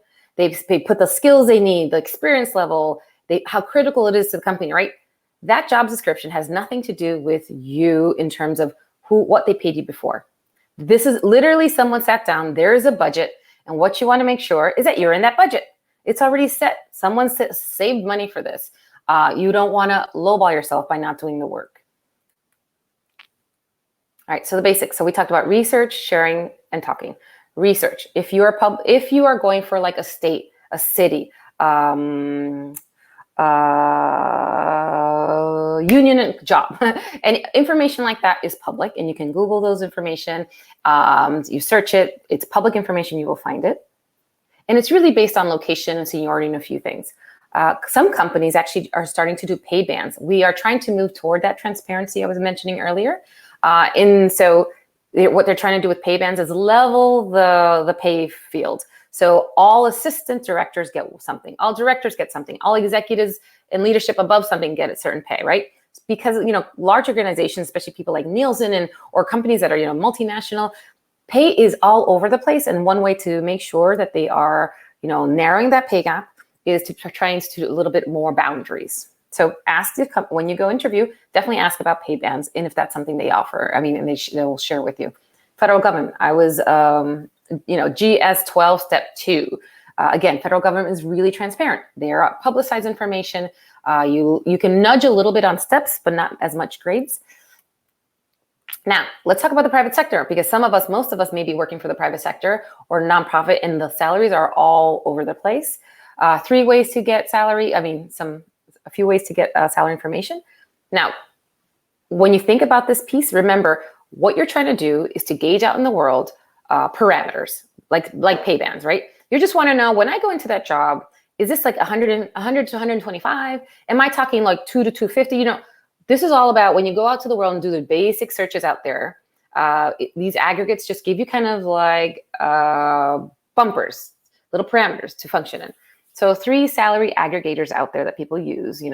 We hear about Glassdoor, but that's user input. User-generated input. So people say, well, you can't really, is that true? Does that work? It's just one. Like I said, use it as a few places you want to look at. There's salary.com, which is another one that they don't create their surveys. They aggregate surveys from online communities. And the other one that is often used is payscale.com. Now that one, payscale.com is actually HR data information that is fed to payscale.com. So they're actually real HR job information. However, just because that job and that's a salary exists doesn't mean it's yours. I would say use this again as ways to create parameters, knowing, just getting a comfort zone about what you're supposed to get paid for these specific job titles. And now for the two that I feel like that's the next generation of how we're going to really have to do this and really if companies are not going to be transparent and have pay bands and just have a little more openness about what they pay, we are going to have to do it amongst ourselves. And I believe Orlando was saying in the beginning how creating more of these communities, starting your own chapters. There are online groups and networking groups, private Facebook groups, private online group, private networking groups where you can be part of, network, and create the networks you need to have the on the ground information. And because I've done a lot of these conversations, I'm in a lot of these private network Facebook groups, and I'll teach people how to ask in a way that's very comfortable to them. Like, hey, I'm a contractor. I'm new to this space. I just moved to Greensboro, North Carolina. I'm being offered this salary. Is that the right range? And people are like, yeah, that's what I hear. And people are so good about offering and helping, right? Because if you help them, you will help them. They will help you in the future. I think it's a give and take. And I really appreciate it. Again, earlier, there was a few messages we were putting out there about how we can help each other. And this is a really important place where we can start helping each other. So that was the research part. Let's talk about the sharing. If you're a little bit of the older generation, you are not used to all the sharing that happens, right? And so millennials and people coming into the workforce, they have shared their baby pictures, food pictures, travel pictures, ups and downs of the relationship. When they get into the workforce, they're like, why is there no one sharing salary? Why no one talk about that? It does skew in terms of the sharing and what's out there in terms of the trends. Millennials tend to share more with their coworkers and their friends, their salary information, than do older generations. So I do think this is a trend moving forward. People are always asking me, I'm like, yes, this is really going to happen. More companies are going to have to move toward more transparent system. People feel like sharing is taboo if you're not used to it, but it is legal. 1935's Wagner Act, Labor Act, cannot prohibit people from collective bargaining, and the ability to talk about salary falls into that space. However, it's happening. And you don't have to feel comfortable, but know that people are sharing, collecting information. There was baristas, journalists, academics. It is happening. People doing simple Google Sheets, creating kind of a closed network and share amongst themselves. There was a great story, Philadelphia Inquirer. There was a group of baristas who listen, some of us aren't getting paid, or people are just forgetting, or the hourly, they just created a salary sheet. It ended up going across the country all the way to Portland, and people were sharing information, same industry. And what was interesting, it wasn't just about the money, but it was work, how people were treating in their jobs. Were people actually being paid on time? It was not, the money is one piece, but there's a lot of information we can share in terms of when we network. All right, so we've talked about research, sharing, and I'm going to talk about talking. People are like, how do I find real-time information? Unless the recruiter is going to tell you, I started telling people, I was just so unhappy and uncomfortable having information and having someone across from me lowball themselves constantly. I feel like I can't be part of this. This doesn't feel right to me. I started telling people, right? But you're not always going to get that. You're not going to get always people who are going to try and help you or trying to guide you. So how do you find real-time information? You do have to have a conversation. And I teach people all the time how to have basic, simple conversations where you can stand up for yourself and ask a little and kind of open this stuff up to them so it's not a big deal. And you move on. And I promise you, once you have a few conversations, you will never be the same. You will always stand up for yourself. You'll always know how to ask. And then if we think we've talked about it, and I heard it before mentioned, you will then help someone else later. All right, so this is what it looks like. You need to speak to more than one person, right? Because one person saying, hey, I make 300,000. Well, that's great. That person might have a whole different set of skills that it is not you, and you're more 75K range. So you talk to 2 or 3 people, and you're in your network. What you could say, hey guys, hey Lori, I'm applying to this job. Do you know someone who does marketing for this type of healthcare group? The size. She's like, actually, yeah, I have a few friends. And you set up with that friend. So listen, I don't need to know how much you make, but is this the right range? Is 100 to 110 the right range? I just trying to, I'm moving into the new space. This is new to me. What have you heard? Again, this is a way to just kind of create open space. They don't have to say how much they make, but you're saying, am I in the right range, or am I crazy, or what have you heard out there? You know, you want to try and do that with a few people that you feel comfortable with. You do want to consider the person's level. Sometimes people make a lot of money and they're so uncomfortable with it. So again, it's about if they offer it up, awesome. Sometimes they'll say, when I was young, or when I started, you know, I was really in this range, and you know, we can start from there. And we've talked about networking. Every time you reach out to someone, 3 people, 4 people, those people are in your network. You want to make sure you reach back out to them after you've been successful, you've moved on, you have your job. Hey, everyone, thank you so much. I am now in this position. If you need me, I am here, right? And so you create another group of people that you can be part of that'll help you later on. So that was research, sharing, and talking. Now you're like, okay, I've done my homework. I kind of feel like I know where I need to be.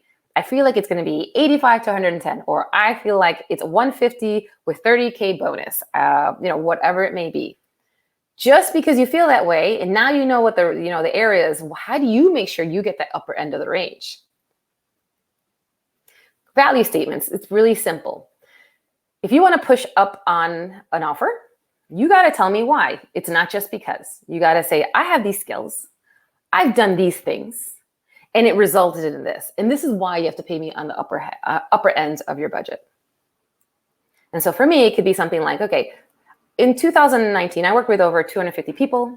I use my research, coaching, leadership skills, and I help my clients on average at least 25% increase in salary. You know, someone says, but you're expensive. I was like, well, that's why. And so, you know, think about yourself, you know, what did you accomplish? Like, and this is important. I want you to have 4 or 5 of these lined up, because you want to hit that person. They're like, hey, you know, I love this offer, but it's, you know, 150. I'm really in the 175K range, you know, probably more making 30% bonus. Well, why? You're like, well, you know, last year I was able to increase revenue for my firm over 30%. You know, I have all these contacts. I use these skills. You know, I was able to leverage my technical expertise from my industry. And I achieved all the goals, broke records. And, you know, if you give me this offer and give me what I deserve, I'm going to do this for you. And I may do it in shorter time. Maybe, you know, some people take 12 months. I can do it in 12 months. I can do it in 6 months. So again, you want to line up the why. Why should I pay you more? You want 2, 3, 4 reasons why. And really, like, off the bat, be like, no, I'm great. I promise you. And so, okay, so let's say you did all your pre-negotiation, you did your pre-homework, right? You know your worth, you know your range, you figured it out, you like talked to people, you kind of nailed it. It's New York City or it's Dallas, so you got very specific about what the range looks like. You want to think about a few of your non-negotiables, like, well, before it used to be, I can't move, you know, I have kids, or I can't do this, I can't travel 40%, 50%. What's amazing, and someone else mentioned it, this is an opportunity. I have had people who had said no to applying for Facebook and Google and all these stuff in the West Coast because they had to move. They are applying in numbers. People are applying all over. I have people applying in different countries because as long as you're willing to get up for the time frame, you do not have to leave right now. And most of these offices, these well-known companies we mentioned, are not going into the office for another year, at least a year and a half. So, and the last thing on this sheet, I want you to look at something really important, is that decide your walk-away number. I'm going to tell you, as Latino, people of color, we tend to be excited. Someone gives us an offer. We are happy. If we're first generation, we are thankful. And we just like, yay. And then we look back, we're like, wow, I should have asked for more, or I didn't dare, or I just found out someone's making more than me. And I was just so grateful and thankful I didn't do my homework.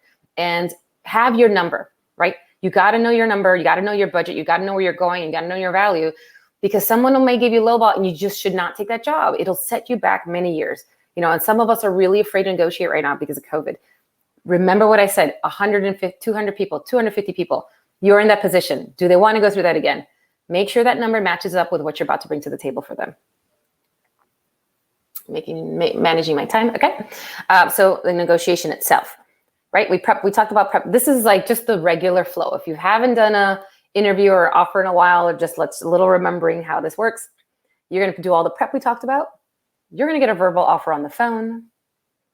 You're going to, remember this one. This is one piece I want you, listen, do not accept. You're thankful. You listen. walk through all the details. Okay, great. I repeat the details back and write them down because sometimes they give a verbal offer, not a written offer, because they don't want you to shop it around other places. If you can get a written offer, it's better because you can look at it. But the first will be a verbal offer. So just say, great, great, great, amazing. Send me the details over the weekend. Great. I wouldn't want to look at that. I'm going to take a couple days to think about it. I need to, sync this with some information I have. I need to talk to my partners or whomever. I need to make sure that this all lines up. Location, if you're moving, I just need some time to think. Thank you so much. No one is going to pull your offer in 48 hours. No one's going to pull you in. If you're an executive, they're not going to pull it in a week. There's too much vested into getting you to that point of an offer. So take your time. Take your time. Evaluate, consider it. And you're going to probably counteroffer. There always is a budget, and they always leave a little on the table, recruiters and budget and managers, just in case money on the table. And you want to go after that just in case money with your experience, with who you are, with your presence, and then with your value statements. So let's do a little scenarios. And this is, again, these are the words you should use. They're going to call you, and Lori, I'm excited by the opportunity. This is great. Let me just take some time to look it over. This is wonderful. Just give me a moment. I just have to sing some things, right? You go back to them a couple days later. You're like, hey, let's set up some time. So listen, thank you so much for this opportunity. This has been wonderful. So based on my research, I've done a lot of research in the space, what I'm going to do, what it's going to require of me, people in this field. It really feels like this job offer, I know you did 150. It really feels like it should be more in the 175, 190K range. What is that? How does that sound to you? Well, let's see, I'm going to have to go back and talk to my HR. They always go back to talk to HR or someone or budget or manager or someone, right? To see if there's a little extra money that's they've been holding off. They come back, they're like, okay, we hear you about we gave you 150. We hear you about the 175, 180. We're thinking we can get you 170. We can probably get you 170. You're like, honestly, I know this is tough, but I've done my numbers, and value statement number 1, I brought in so much money last year. I did this great. Value statement number 2, I did stuff in shorter time. I've managed a team of 50 people, multi-state, hourly employees, values, all this stuff. Can you, if you could get to 180 today, or if you can get to 175 today, I'm on board. I would really, is there a way for us to get to 175? And that's it. And they come back and they say yes or no. And that is it. You did once, you did twice, and then you make a decision. And sometimes they're like, honestly, it really isn't you. It's budgeted, and there's nothing you can do. And you're like, okay, now I can make a good decision. So if you do get that no, you do want to ask, okay, is it me? Is the company's finances? Is it just a protocol? Because sometimes, like for entry level, everyone's the same, which is good, right? You just know. Or is it timing? You're like, hey, right now we're about to go in the fourth quarter. We're not budgeted for that. Can we have a conversation later? Figure it out. If it's really just no, then it's no. Okay. What you want to do then, if you're going to get a no. So I want to have this conversation with you in 6 months or a year from now. Let's say a year. I really feel like I need to be there, but I really love this opportunity. I want to revisit it. Well, what can we do? So when we visit it a year from now, what are all the things you need to see from me? Because I really want to get there, and I feel like we can make this work. Okay, so 6 months, you go, you make a plan, you're hitting it out of the park, right? And you're like, hey, remember all the stuff you told me? I'm doing it. And I hope this is what you were looking for from me. And then at the year mark or the end of 6 months, whatever you agreed on, I think I've done it. I've done it all. I've been successful. I brought my team together. They were all over the place. I feel like they look to me as a leader. I'm hitting on my numbers, whatever it is your numbers is. And numbers doesn't necessarily mean money. It's like you're not a salesperson. It could be like, I grew the office. I hired all these people. Whatever the problem is that they had a problem. You were hired to solve the problem. I've solved the problem. Can I make what I said I needed to make a year ago? Okay. And that's how you kind of move through this. True story. A friend of mine who's become a friend through this process, she worked for a big startup, well-known, big real estate startup. And she came in a little lower than but she really needed a change. So she's like, all right, it's a little bit of a lateral change. I'm fine. She said, these are all the big goals. She hit all the goals. They said, okay, we can't put you where you want, but we will give you, a little more title and money, at the end of the year. Then she was told there's no pay raise. No one's getting a pay raise. And on top of that, a colleague did receive a promotion. She said there was no promotion, no raises. She heard that there was a colleague who received a promotion. And then through all she's like, wait a minute, I got to dig into this. a junior colleague was making more, a person who had less experience and not as qualified. She had done so much. She had brought 30%, like she had brought revenue. She had done stuff outside of her zone. I mean, she was a talent coordinator, a talent, development, program development. She had all this stuff, but she also ended up bringing partners into the space. So she was a little mad, she's like, well, what do I do? She created an action plan for herself, right? She's like, all right, I collected my data. I know that these people are all getting paid. This is what's happening. I don't want to call them out, but at least I have this data. I know I articulated my worth. I'm going to go in there and really have this conversation. I brought in all this revenue it wasn't supposed to. I managed all these projects. I created these products. I did these things that were not even my scope. And I really just want to get paid my worth. She went to her manager, which is interesting, too. Is like, hey, I know this is a little bit above you. You said it wasn't you.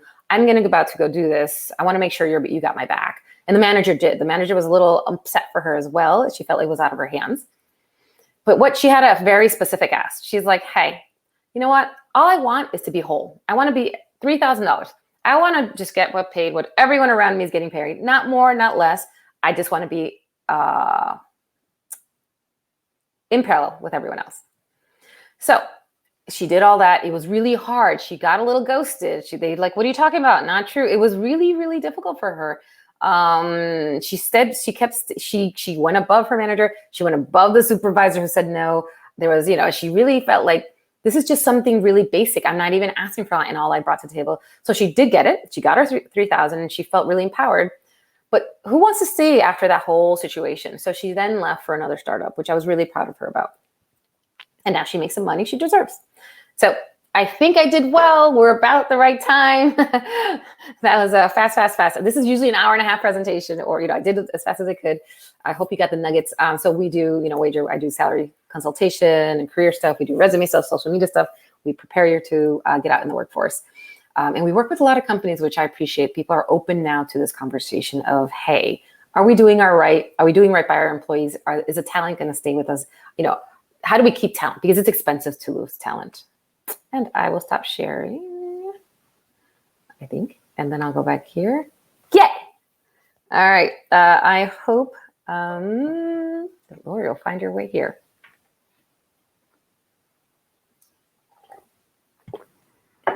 Yay! Hi, Lori. Hello there. Thank you for a fantastic presentation on salary negotiation skills. For those of you who are in the audience, if you want to send in your questions, please definitely send it to us. I will start with the first question. I recently had a friend, and she was brought in for them to give the negotiation, for them to give the salary offer. So I do find it a little, at least if you... Wait, say that again. Wait, we'll walk that through me, that one. They brought a friend of yours. They brought her into a room to offer her the job. Okay. With the salary offer and everything else. Okay. So now you have this even more pressure.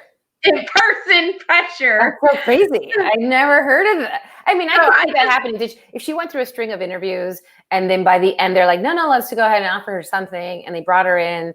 I could see. I mean, I've seen that happen. But you can't. It's hard to do a hard sell in front of someone. And it's okay to. Well, was the offer okay? Was the offer what she wanted? That's okay. Yeah, she doesn't have to accept it. Was it in her zone? Like if she was like, whoa, they lowballed me and they scared me. That's kind of odd. But how about if they're like, yeah, she was only looking for say 75K. And they're like, here, we're 80. And she'd be like, she should pause and take a minute and maybe be like, but she's in a good driver's seat is what I'm saying. But okay. I rarely, that doesn't happen often. I mean, okay. I was like, okay. She says, Lord, at that point, but at that point, be prepared. Then she said, well, actually, I'm 90K. So how's that going?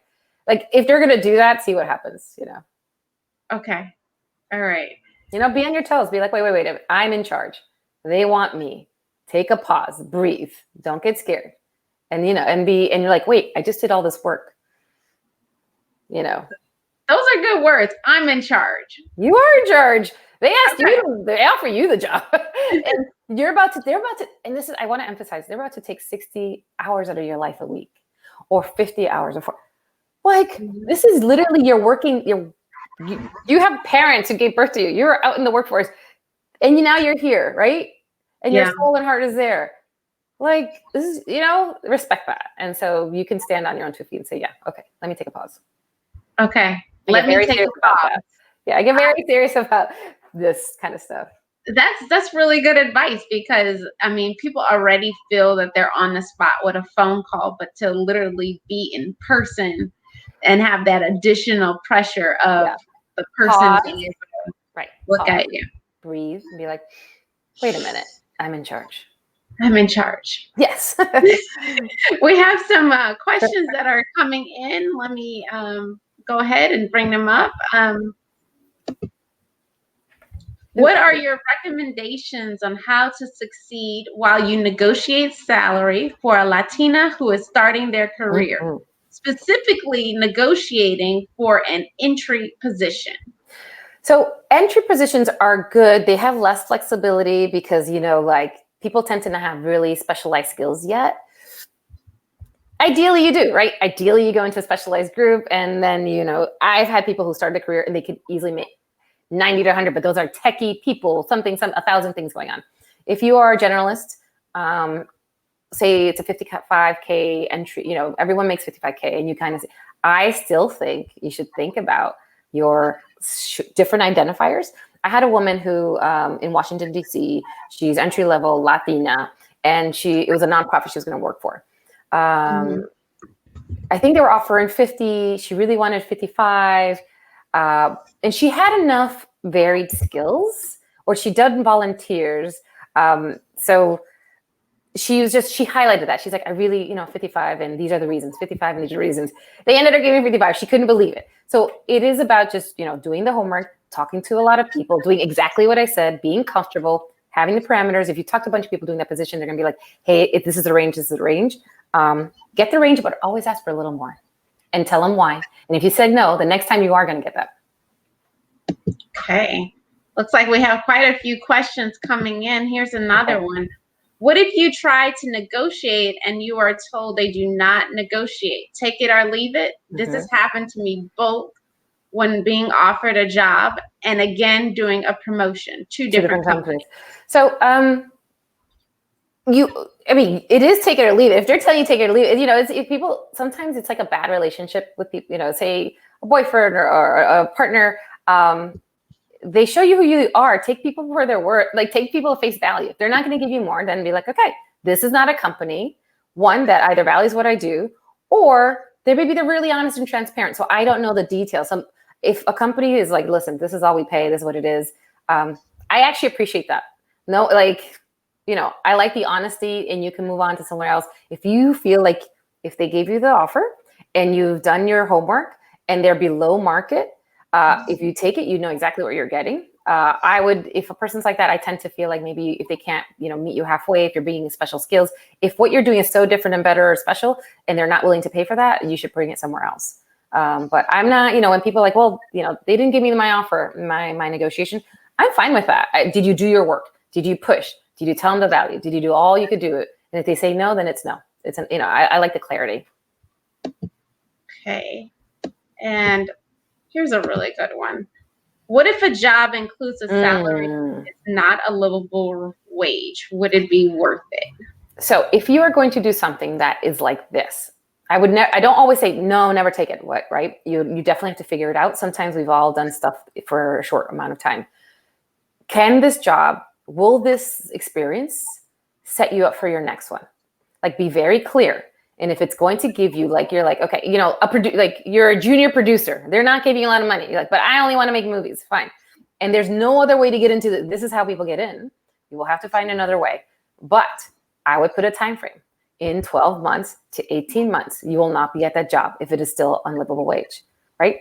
You will do that job. What you want to do is find the other job you want, the actual job.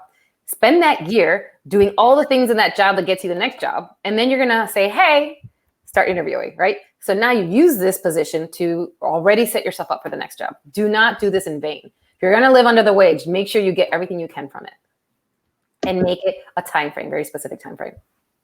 Okay, we have another question in here, and I know we're pressed for time. Yeah. It is, do you have any suggestions for scripting for the counteroffer?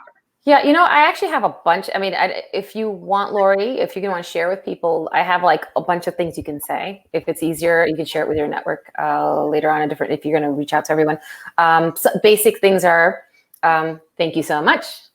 I've done my research. You know, what do you think? You know, I feel like this more fits in. You know, how'd you get that number? This is kind of what you know. Have a conversation.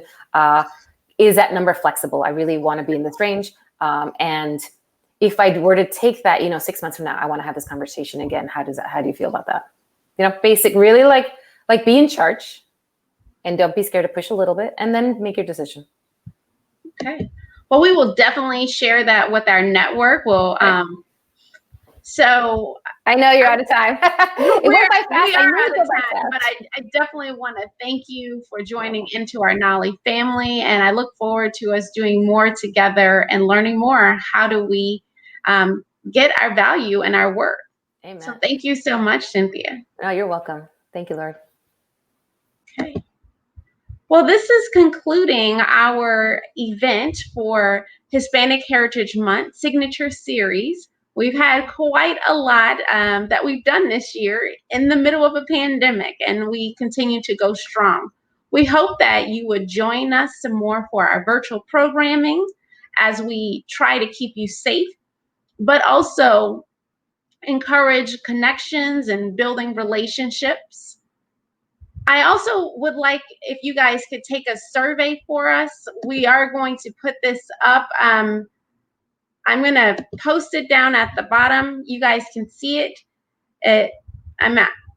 So we have a survey. It just lets us know if you enjoy that programming, if there's more that you would want to get involved with us. We would love to have you. You can learn more about our organization at www.nalhe.org. There you can join. You can follow us on our National Association of Latino Healthcare Executives page, as well as we have groups. So if you look for any of our NALHE groups, we have several different groups that you can also participate and join. We have a NALHE DFW group, as well as the many other areas that we serve.